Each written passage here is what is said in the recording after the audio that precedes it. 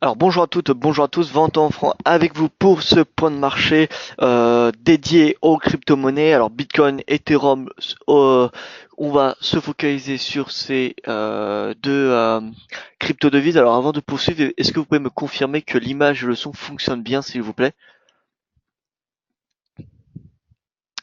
Yes, nous dit François, écoutez, c'est parfait. Bonjour, rebonjour à vous François. Alors, au programme aujourd'hui, alors on n'a pas eu beaucoup d'actualités depuis le dernier point de marché. On a eu la création du Bitcoin Cash, comme vous le savez, donc le dérivé du Bitcoin. On a Fidelity Investment qui a montré en ce début de semaine un intéressement, a confirmé son intéressement parce qu'elle avait déjà participé à une conférence dédiée aux crypto-monnaies en mai. Et donc elle a réitéré son intéressement pour le Bitcoin, l'Ethereum et les Litecoin que nous allons voir juste après. Et enfin, voilà, le Bitcoin et l'Ethereum qui profitent de la baisse du Bitcoin Cash. Alors, avant de poursuivre, vous connaissez tous cet investissement à ce risque. Trader avec effet levier comporte un risque élevé et ne peut être approprié car vous pouvez subir des pertes super votre dépôt.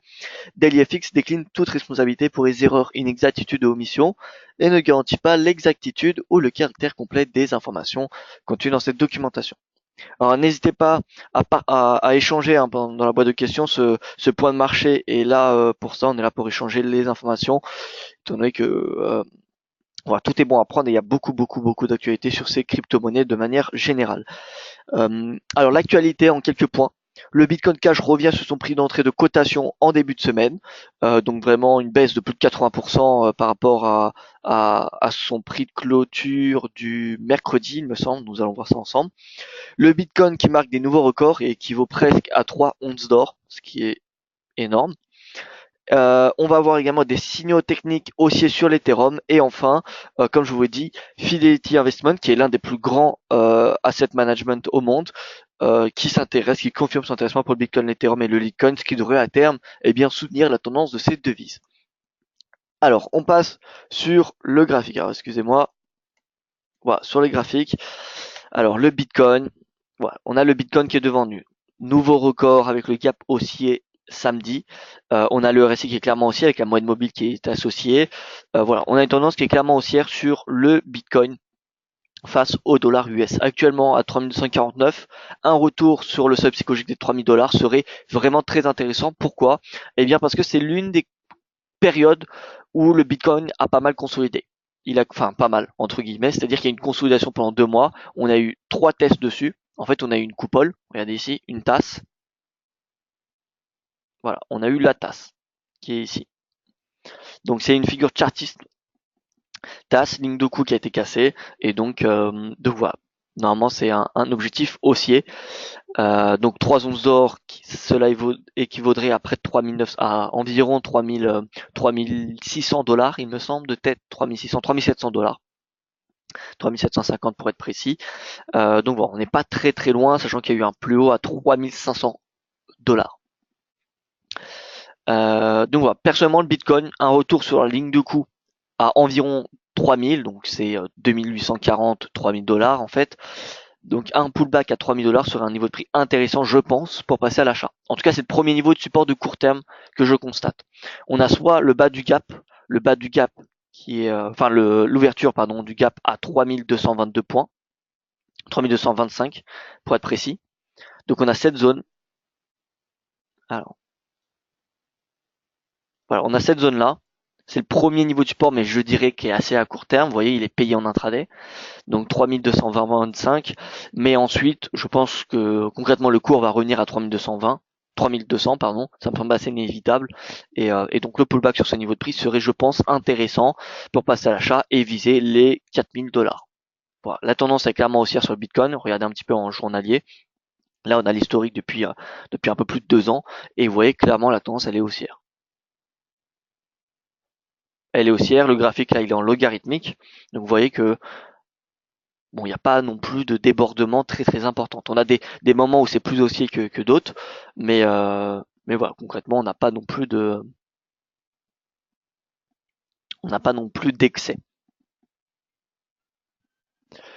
Donc voilà pour ce qui est du Bitcoin. Donc pour moi, j'ai un avis plutôt haussier, mais baissier à court terme. En tout cas, si c'est baissier à court terme, un achat 3000 serait plutôt intéressant, surtout que ça coïnciderait avec un retour du RSI sur 50. Un retour du RSI sur 50, encore une fois, c'est un signal qui est plutôt fort. Regardez ici, la dernière fois que le RSI est revenu à 50, eh bien, on a eu un point bas de court terme qui a été effectué. Ça coïncidait également avec la moyenne mobile à 50 et 20 jours. Voilà, donc RSI, retour à 50, on pourra se poser des questions. Et vous voyez encore une fois, le RSI, quand il dépasse 50, eh bien, on a plutôt des bons signaux à l'achat. On passe à l'Ethereum. Alors l'Ethereum, je vais passer sur la TradingView parce qu'on n'a pas beaucoup d'historique sur la plateforme IG, étant donné que l'Ethereum cote depuis le 10 juillet, il me semble, sur IG. Vraiment, c'est un tout nouveau actif qui a été demandé il n'y a pas longtemps par la communauté. Donc voilà, nous avons réagi et ajouté cette crypto-monnaie. Donc il y en a peut-être d'autres qui vont arriver. Honnêtement, tout va dépendre de la demande, mais voilà, s'il y a des gens qui s'intéressent au Litecoin, etc., n'hésitez pas à le demander. Comme ça permettra de l'ajouter parmi les actifs à trader. Voilà, bref, l'Ethereum, on a eu un beau signal haussier lors de la cassure du RSI de 50. Regardez, cassure 50, lorsqu'on a eu le rebond sur les 200$, on a eu un signal haussier pour chercher les 300. Là, on a un échec. Ce que j'aimerais voir, c'est un retour de l'Ethereum sur ses moyennes mobiles à 50 et 20 jours, qui sont environ à 240$. Et alors, 240$, ça correspond également à ce niveau de prix technique, qui a déjà été testé à deux reprises, vous voyez, plus un point bas, rebond, cassure, breakout, oui, pullback. Ensuite, on revient tester ici, échec. Bref, voilà, 240$, ça me semble un niveau technique plutôt intéressant sur du court terme. C'est un prix intermédiaire entre les 200 et les 300$. Donc voilà, personnellement, c'est un retour à 240$, 250, pardon, j'estime que c'est un niveau de prix intéressant. Surtout que d'ici là, la moyenne mobile à 50 et 20 jours remonteront et s'approcheront de ce niveau de prix. Et le RSI retournera sur 50. Donc voilà, vraiment on aura un très très bon signal haussier si ce scénario s'avère juste. Voilà. Et dans ce cas-là, retour à 250, c'est signal d'achat. Signal d'achat pour vous dire quel prix? Eh bien, le précédent plus haut à 400$. Moi, j'estime que faut être très prudent sur le trading des crypto-monnaies, étant donné que c'est extrêmement volatile. Il faut avoir un effet de levier beaucoup plus faible que quand vous tradez le forex ou les indices. Mais voilà, honnêtement, je pense que ça vaut le coup d'essayer avec un effet de levier vraiment très faible. Un, voire deux grands maximum. Deux, trop, enfin trois, ça me semble trop important. Donc voilà. Concrètement, voilà. Par exemple, un type de scénario. Achat de 150, stop en dessous du précédent plus bas, donc qui va être ici. Donc stop à 176$, TP à 400, ça fait un risk ratio de 2, pardon. Donc c'est plutôt intéressant. C'est plutôt intéressant.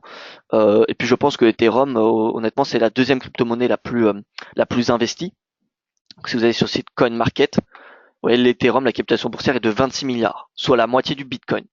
Vient ensuite le Ripple, le Bitcoin Cash, le Litecoin, le NEM, donc qui est une crypto chinoise, le Dash, IOTA, que je ne connais pas, l'Ethereum classique et le Neo. Bref, il y en a beaucoup, ça change énormément, mais globalement dans le top 5, on retrouve toujours pour le moment les mêmes, qui sont les Bitcoin, l'Ethereum, le Ripple, le Bitcoin Cash et le Litecoin. Donc voilà, la crypto-monnaie de l'Ethereum, sa capitalisation boursière, il y a des trades de volume. En termes de valeur, voilà, 44% du volume du trading sur les crypto-monnaies provient de l'Ethereum. 44%. Vient ensuite le Bitcoin, 27%. Et ensuite le Litecoin. Donc vous voyez vraiment l'Ethereum, c'est potentiellement le marché qui est le plus tradé sur les crypto-monnaies. En tout cas, c'est ce que nous indique la plateforme CoinMarket, qui est quand même une plateforme assez intéressante. Maintenant, en termes de nombre d'échanges, c'est... Alors non, pardon. C'est pas ça que je voulais regarder. Alors CoinMarket, ah oui, c'est ça. CoinMarket, donc la capitalisation boursière des crypto-monnaies qui est à 117 milliards, donc qui a un nouveau plus haut. Donc ça veut dire quoi? Ça veut dire qu'il y a du cash qui arrive de nouveau sur les crypto-monnaies. Donc c'est pas forcément, il n'y a pas forcément de rationalité là-dedans, mais en tout cas il y a un réel intéressement. Même de plus en plus de fonds d'investissement s'y intéressent. Donc je pense que l'ignorer serait une erreur. Voilà. Là on voit un petit peu la capitalisation boursière, la dominance sur tous le marché des crypto-monnaies. Vous voyez que la capitalisation boursière du Bitcoin, bah alors en début d'année, elle représentait 85% du marché des crypto-monnaies et c'est aujourd'hui moins de 50%. Et l'Ethereum qui est passé en début 2007 donc de 4% à aujourd'hui près de 20%. Bon, donc l'Ethereum, je pense qu'il est amené à progresser. On a une capitalisation boursière qui augmente, on a c'est l'actif, la crypto-monnaie la plus tradée en termes de volume. Donc voilà, honnêtement, il y a tout pour qu'en tout cas ce soit un actif qui soit échangé. Il y a des échanges, donc il y a de l'offre et de la demande, et, euh, et c'est une crypto-monnaie qui est populaire dans le sens que la capitalisation boursière augmente et ne diminue pas. Voilà, donc ça c'est une bonne chose. Donc vraiment l'Ethereum c'est une devise qu'on va s'intéresser particulièrement. Euh, Alors l'Ethereum, donc du coup on a eu la cassure de 50, vous voyez, du RSI, qui a donné un signal d'achat. C'est pour cela que s'il y a un pullback à 250 $, honnêtement avec un faible effet de levier, je pense que c'est intéressant pour vous 400, voire au-delà. Moi je me souviens encore une fois, je ne sais pas si je l'ai dit la semaine dernière, mais je me souviens en 2015, j'hésitais à payer du Bitcoin quand il était à 400 $, j'estimais ce niveau de prix un peu trop faible, j'attendais un pullback à 350, je ne l'ai jamais eu, et aujourd'hui le Bitcoin est à 3300 $, donc non, je ne regrette pas, j'ai appris. Mais c'est quoi la leçon derrière cela? C'est peut-être ne pas attendre le point d'entrée parfait. À force d'attendre le point d'entrée parfait, on l'aura probablement pas. Voilà. Au-delà du point d'entrée, je pense que le plus important, c'est le point de sortie. Parce qu'on peut avoir un bon point d'entrée, mais ne pas savoir où sortir. Voilà. Donc moi, personnellement, l'Ethereum, je pense que l'idéal, ça serait un retour au précédent plus bas, c'est-à-dire 157 $. Maintenant, est-ce qu'on viendra à 157 $? Écoutez, là est la question. Je ne pense pas. Après, encore une fois, voilà, je ne suis pas un expert et donc voilà. Mais on regarde, on a globalement un petit peu ce même scénario qu'on avait sur le Bitcoin il y a un mois. Voilà, on avait un précédent plus haut, on avait eu un pullback et ensuite ça a rebondi. Et ceux qui attendaient le pullback à 1830, eh bien, ils l'ont jamais eu, dont moi. Maintenant, on peut revenir encore dans l'historique. Regardez ici, on a eu un plus haut, ensuite ça a retracé, ça a continué à la hausse. Ceux qui attendaient un pullback à 900, eh bien, ils l'ont jamais eu. Encore une fois ici, vous voyez, un plus haut, pullback. Ceux qui étaient là et qui attendaient un repli au précédent plus bas, encore une fois, ils ne l'ont jamais eu. Et cela, on peut le faire encore très longtemps. Donc en fait, le Bitcoin, il évolue un petit peu en vraiment impulsion, correction, impulsion, correction. C'est un petit peu cela que je constate. On se met en logarithmique. En logarithmique, vous voyez, impulsion, consolidation, grande consolidation, on zoome un petit peu, impulsion, consolidation, etc., etc. Donc c'est que des impulsions, des consolidations qu'on a sur le Bitcoin. Donc voilà, si on attend le point d'entrée parfait, je pense, sur l'Ethereum, peut-être qu'on l'aura, écoutez, si on l'a, parfait, mais, euh, mais bon, c'est assez risqué, je pense, de se reposer là-dessus. Un achat de 150 semble un peu plus intéressant, avec un très faible effet de levier, il n'y a pas vraiment, il y a beaucoup moins de risques si vous avez un effet de levier faible, et je pense que le potentiel de gain est quand même clairement important. Clément qui nous dit l'Ethereum est redevenu plus intéressant pour les mineurs maintenant qu'il repart au-dessus de 150. Exactement. J'ai oublié l'aspect mineur, d'annoncer l'aspect mineur, mais je vous rappelle, hein, la blockchain, elle est composée d'un réseau de calculateurs, donc des ordinateurs, des processeurs qui calculent les algorithmes, l'algorithme de la blockchain. La blockchain, l'algorithme, donc c'est des blocs, les blocs qui composent les transactions et toute l'historique des transactions. Et donc il y a des calculateurs, des ordinateurs qui calculent cet algorithme constamment et on dit la force de calcul qui est la force de la blockchain. Plus il y a une force de calcul importante, donc des mégaoctets, des mégabits et même des gigabits, eh bien plus la blockchain est massive en termes de gigabits, donc d'ordinateurs connectés à cette blockchain, et plus elle est fiable.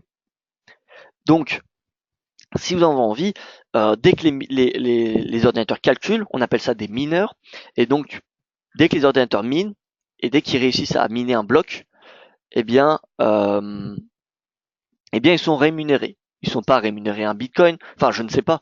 Honnêtement, je ne sais pas exactement combien ils sont rémunérés.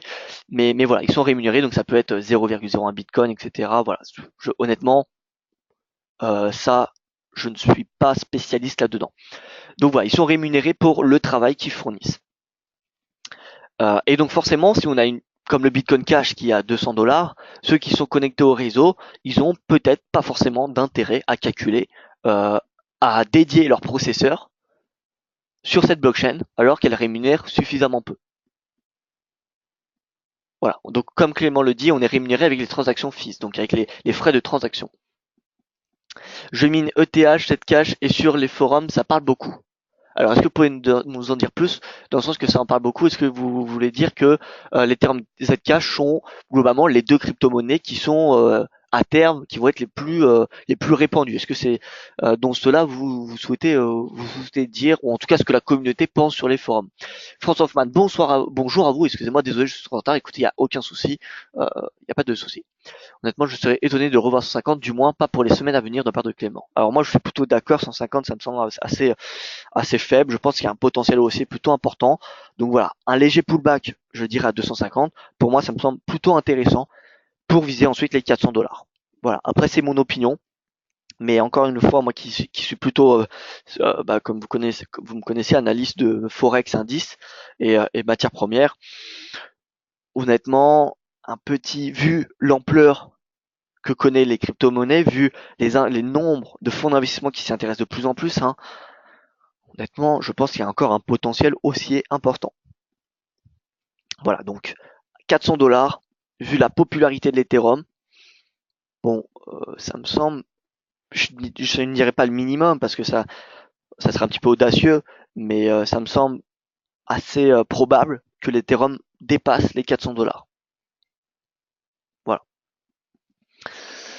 Voilà. Donc le BCC USD, le Bitcoin Cash. Le Bitcoin Cash, vous voyez, donc il cote seulement depuis le 1er août environ. Il a fait un plus haut à 1400, il est retombé, donc bon, ne nous fions pas beaucoup aux apparences. Là, je viens de rédiger un article juste avant ce webinaire que je vais publier sur le site DailyFX dans quelques, juste après le webinaire. Et lors de la première cotation du Bitcoin sur la plateforme Bitstamp, je ne sais pas si je le dis bien, Bitstamp, la plateforme d'échange de Bitcoin, donc c'était en août 2011, eh bien le Bitcoin a perdu 80% depuis son prix d'ouverture. Il avait fait un plus bas de 80%. Or là, on a eu prix d'ouverture à 200 $. Certes, on a eu un plus bas à 1400, mais voilà, on n'a pas un plus bas de 80%. On n'a pas, on n'avait pas un plus bas sur Bitcoin Cash de 80%. Donc j'ai envie de dire, ça peut faire peur quand on voit le Bitcoin Cash comme ça, comme on le voyait la semaine dernière autour des 1000 $, 600, 800, ensuite il tombait petit à petit.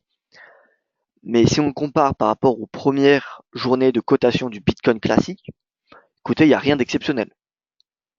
Donc voilà, ne nous fions pas vraiment. Enfin, moi je pense que ce serait une erreur de se fier à cette baisse du Bitcoin et se dire tout simplement que le Bitcoin Cash ne va pas marcher, que c'est un flop, etc., etc. Pour moi, c'est encore beaucoup trop tôt, en tout cas pour être sûr de cela. Tierno. Alors j'ai l'impression que le Bitcoin fait un yo-yo. Alors bonjour à vous Tierno. Alors Tierno qui nous dit, j'ai l'impression que le Bitcoin fait un yo-yo entre le bas de sa valeur et la fameuse barre des 3000 $, 3000 euros, qu'il peine à atteindre, voire dépasser. Je doute qu'il puisse casser ce fameux plafond et continuer sa progression. Partagez-vous ce constat? Alors, c'est vrai que moi j'ai plus l'habitude de regarder le Bitcoin face au dollar, Tierno. Donc on a l'euro qui progresse, le Bitcoin également, donc l'euro qui fait pression sur le cours du Bitcoin, en fait. Mais personnellement, je suis plus positif sur le cours du Bitcoin. C'est-à-dire que le Bitcoin, comme on l'a vu, c'est une grande impulsion, une grande consolidation de l'ordre de 50% environ. En tout cas, on peut essayer de le constater. Regardez avec les retracement de Fibonacci. Retracement de Fibonacci. Là, on a 50%. D'accord? On va se mettre ici. Donc le plus bas, le plus haut, 50 voire 61,8. Voilà, pareil, le plus bas, le plus haut, 50%. Ici, donc là on est sur Bitcoin euro, hein. Plus ça, 50% également, 50 même plus, hein. Vous voyez, il est retombé même à 61,8. Donc voilà, il y a des retracements qui sont quand même assez important et qu'il faut prendre en compte si vous tradez les pullbacks. Donc honnêtement, moi je pense que c'est qu'une question de temps pour que le Bitcoin face à l'euro dépasse les 3000. Je ne suis pas certain parce que ça serait un petit peu trop, comment dire, ce serait un grand mot de dire que je suis certain qu'il va dépasser les 3000.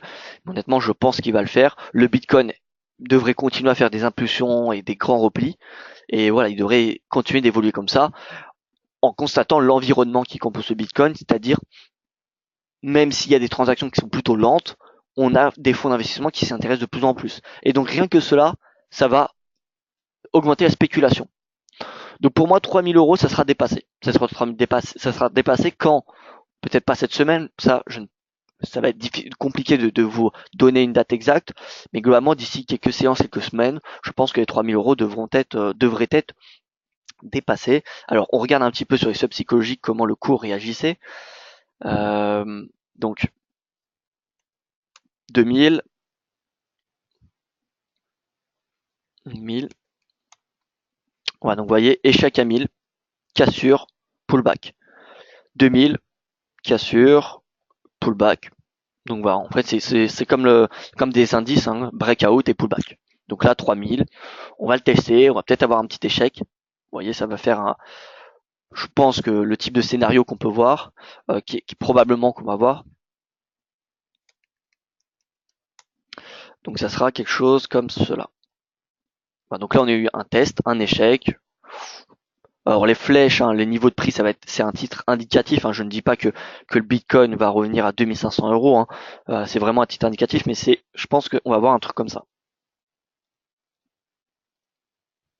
Voilà, jusqu'à 4000, etc., etc. Je pense que ça va continuer d'évoluer comme ça. En tout cas, si on regarde un petit peu, si on décompose le mouvement, vous voyez, du Bitcoin depuis 2016, donc hop, échec, échec de la cassure, repli, on dépasse, un pullback, hop, là on a un léger pullback, mais bon, on va pas le compter étant donné que c'est voilà, pullback. Voilà. Donc en gros, c'est des seuils psychologiques. Ça reste comme des matières premières ou des indices boursiers, comme des actions, pardon. Et donc, voilà, moi ce que je constate, c'est que ça réagit particulièrement autour des seuils psychologiques. Et donc 3000, pour moi, c'est une question de temps pour qu'il le dépasse. C'est quelques séances, quelques semaines. On pourrait voir une épaule tête épaule sur le Bitcoin euro de 1600-1600, ce qui donnerait 36 François 3600. Alors, entre 2006 et 1006. Alors, je vois donc. Hmm, épaules. Alors, oui et non, dans le sens qu'on les épaules ne reviennent pas totalement aux lignes de coup. Je vois un petit, concrètement ce que vous voulez dire. Donc là, nous avons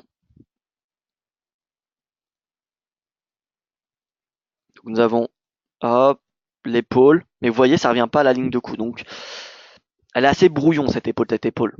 On peut en soi l'accorder, mais bon,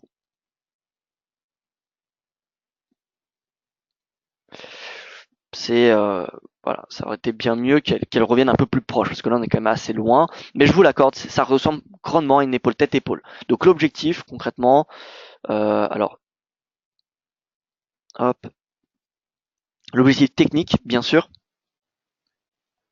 serait 3500, 3600. Voilà, 3500 dollars, 3500 euros. Donc oui, voilà, un signal en plus qui est favorable à une hausse. Maintenant, il y a un autre signal technique particulièrement intéressant, c'est la cassure de 50 du RSI et le rebond sur celui-ci. Regardez, cassure de 50, signal haussier, rebond. Pour ceux qui étaient en retard, pour ceux qui payent les pullbacks, on attend le rebond, le retour du RSI sur 50, donc signal d'achat. Et vous voyez, le momentum, il est haussier. Et là, concrètement, tant qu'on n'a pas de divergence baissière, comme ce qu'on avait ici, là on avait une divergence, comme ce qu'on retrouve sur le Bitcoin dollar, hein, BTC USD, on avait la même divergence à ce moment-là. Donc divergence ici, là on avait une divergence, légère divergence, là on avait une petite divergence. Ouais, donc tant qu'on n'a pas de divergence, concrètement le signal, le momentum il est haussier. Donc honnêtement les 3000, pour répondre, alors je ne sais plus qui... Alors, oula, j'ai des grands messages. Alors, alors je vais lire le message Clément qui nous a fait une dissertation, je pense. Alors, Tierno, pour moi, 3000 sera dépassé. 3000 euros, ça sera dépassé dans quelques séances, quelques semaines. Alors Clément qui nous dit: le problème des mineurs, c'est qu'ils n'ont pas toujours la vision de spéculation et d'ailleurs beaucoup minent tout simplement parce que c'est rentable. Du coup, depuis quelque temps, une minorité de mineurs ont revendu leurs mining rigs, machines pour miner, car ils ont pris peur et ça se ressent sur les graphiques. Idem pour les cartes graphiques, car c'est avec les processus graphiques que les mineurs peuvent générer des altcoins, Ethereum, Zcash, Monero, et il me semble que c'est qu'avec les, il me semble que c'est qu'avec les processeurs graphiques, donc qu'avec que les cartes graphiques, qu'on peut miner. Est-ce que vous pouvez me valider cette information, Clément, ou pas? C'est pas le processeur Lie7, c'est pas ça qui va vous permettre de miner. Enfin, en tout cas, il me semble pas. Bref, je reviens à votre message. Idem pour les cartes graphiques, car c'est avec les processeurs graphiques que les mineurs peuvent générer des altcoins, Ethereum, Zcash, Monero. Les prix des cartes graphiques se sont clairement envolés. En bref, depuis Segwit, je pense que les mineurs sont rassurés. Je peux me tromper et je n'ai pas non plus toutes les infos, bien évidemment. Alors hop, je descends. On pourrait, alors oui, hop. A contrario, les mineurs ne peuvent clairement pas miner le Bitcoin comme les TH, c'est plus du tout rentable. Alors, vous dites que c'est plus du tout rentable de trader de miner le Bitcoin ou l'Ethereum. A contrario, les mineurs ne peuvent clairement pas miner le Bitcoin comme les TH. Pourquoi est-ce que le Bitcoin n'est plus du tout rentable? Est-ce que vous pouvez nous donner des indications, s'il vous plaît? Je suppose que c'est parce qu'il y a énormément de personnes qui sont connectées à la blockchain et donc il y a des calculateurs hyper puissants et qui partagent en fin de compte qui partagent à la fin donc le minage et en fin de compte, étant donné qu'il y a énormément de personnes, chaque mineur a que 3 miettes. Est-ce que c'est donc cela est-ce que j'ai assez bien euh, imagé ce que vous voulez dire? En attendant que vous répondez, je vais repasser sur l'aspect graphique. Donc ETH USD, voilà. Pour moi, ETH USD, là est la prochaine impulsion. Pullback, ça serait clairement intéressant. Vous voyez, par contre, ce qu'on peut aussi faire, donc le plus bas, on va dire que c'est à peu près ici, le plus haut, 61,8.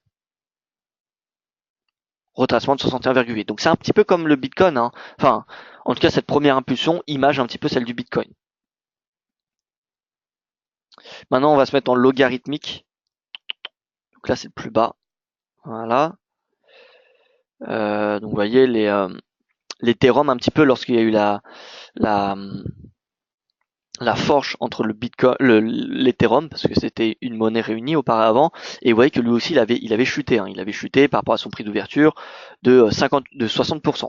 Donc pour moi le Bitcoin Cash, je pense que c'est clairement beaucoup trop tôt pour dire bon le Bitcoin Cash ça ne marche pas et ça ne sert à rien d'en acheter. Je pense qu'avoir je ne sais pas, je suis pas un conseiller en investissement, mais peut-être avoir une faible part de son portefeuille dans du Bitcoin Cash, je ne sais pas vous, mais peut-être que ça pourrait valoir le coup. En tout cas, il n'y a pas grand-chose à risquer.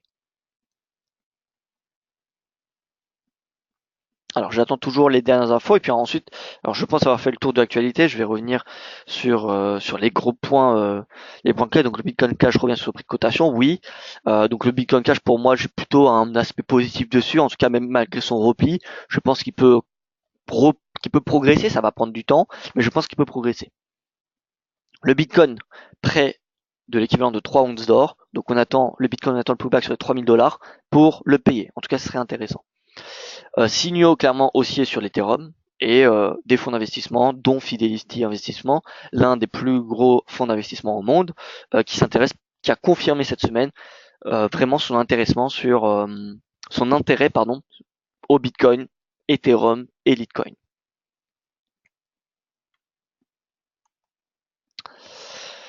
Voilà, alors s'il n'y a plus de messages, moi je n'ai plus rien. Alors voilà, Clément qui nous répond. Alors merci Clément pour votre implication au passage. Il faudrait une énorme puissance de programmation graphique pour miner les BTC. À défaut, s'ils utilisent des ant mineurs conçus spécialement pour miner Bitcoin, et même maintenant, ces ant mineurs sont à peine rentables. Grosso modo, avec le prix de la carte graphique plus coût électricité, pas rentable, réseau monopolisé par les mining farms de Bitcoin. Voilà, donc c'est bien ce que je pensais dans le sens que, en fin de compte, il y a énormément d'ordinateurs qui sont connectés au réseau Bitcoin, et donc énormément de mineurs qui composent cette blockchain, qui travaillent cette blockchain. Et donc du coup, si vous souhaitez miner le Bitcoin, étant donné qu'il y a énormément de concurrence, en fin de compte, vous allez quasiment rien avoir comme rendement vu le coût maintenant des cartes graphiques qui ont explosé, et c'est vrai quand vous regardez Nvidia, etc., ça explose, euh, et le coût de l'électricité, parce que ça demande bien évidemment de l'électricité pour faire fonctionner un ordinateur. Et pour l'Ethereum, le Zcash Monero, oui, il faut des cartes graphiques, puisque les processeurs graphiques sont bien plus efficaces que les processeurs genre i7. Voilà, donc c'est bien ce que je pensais. Voilà, tout à fait. Bon bah écoutez, en conclusion, le Bitcoin, il y a tellement de concurrence que, en fin de compte, à part les pools, donc ce qu'on appelle des pools, c'est traduction de piscine, donc en fait les serveurs en fait, une quantité de serveurs qui sont dédiés pour juste miner le Bitcoin. À la base, vraiment à la base, le minage, il y a au début du Bitcoin, c'était les particuliers, enfin vous et moi, qui connectaient son ordinateur à la blockchain et qui minaient le Bitcoin. Maintenant, c'est vraiment un business dans le sens qu'il y a des entreprises qui sont spécialisées là-dedans et qui vendent en fin de compte comment dire, une allocation du serveur pour miner le Bitcoin.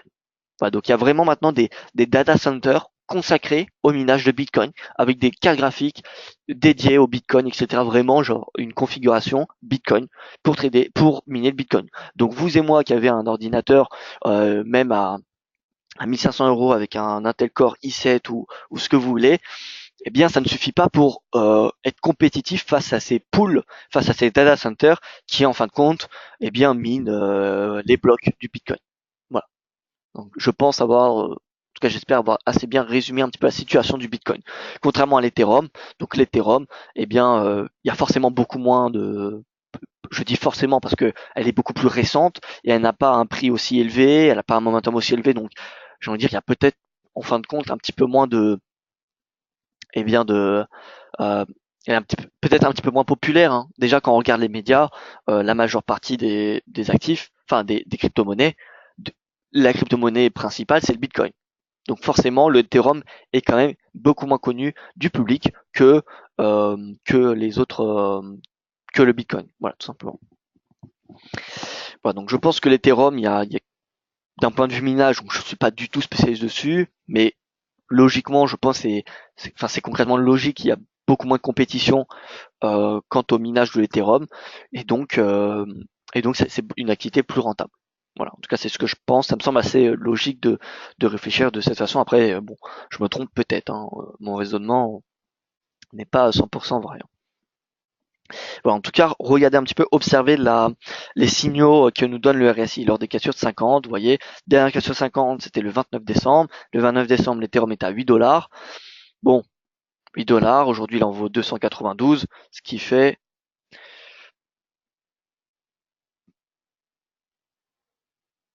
alors, 292 divisé par 8 environ, ce qui fait fois 36,5, un ratio risque rendement de 36,5 sans effet de levier. Donc, imaginez vous aviez un effet de levier de 2, et bien ça faisait un ratio de 72, donc, ce qui est juste énorme. Bref, donc 36 c'est aussi 3600% de rendement sur même pas un an. Voilà, donc c'est pas non plus totalement négligeable. Bon écoutez, je vois qu'il n'y a plus de questions. J'espère que ça vous aura intéressé. En conclusion, il n'y a pas beaucoup d'actualités hein, depuis la semaine dernière en fait. Hein. Donc je l'ai dit, hein, les fonds d'investissement qui s'intéressent de plus en plus, dont un des plus gros investissements au monde, c'est peut-être l'actualité de la semaine d'un point de vue fondamental sur les crypto-monnaies. Sinon techniquement, l'Ethereum qui reste clairement intéressant, un pullback à 250 serait potentiellement un bon point d'entrée pour passer à l'achat. Quant au Bitcoin, un retour à 3000 dollars serait intéressant et les 3000 euros, je pense qu'ils seront dépassés dans les prochaines séances. Voilà, merci à vous. L'article sera publié dans une petite heure sur le Bitcoin Cash et l'Ethereum sur le site dailyfx.com/français pour ceux qui ne connaissent pas. Donc voilà, c'est sur ce site web. On publie 2-3 articles par semaine sur Bitcoin et Ethereum. On n'est pas spécialisé là-dedans, mais c'est vrai qu'on s'y intéresse de plus en plus vu la demande qu'il y a, même chez les clients IG, hein, c'est juste impressionnant. Et donc vous voyez, on a des 8 août, 4 août, 1er août, 31 juillet, donc voilà, on essaye d'en publier régulièrement. Donc là, il y en a un qui arrive dans pas longtemps et qui résume un petit peu et qui détaille un peu plus cet aspect de euh, Fidelity Investment.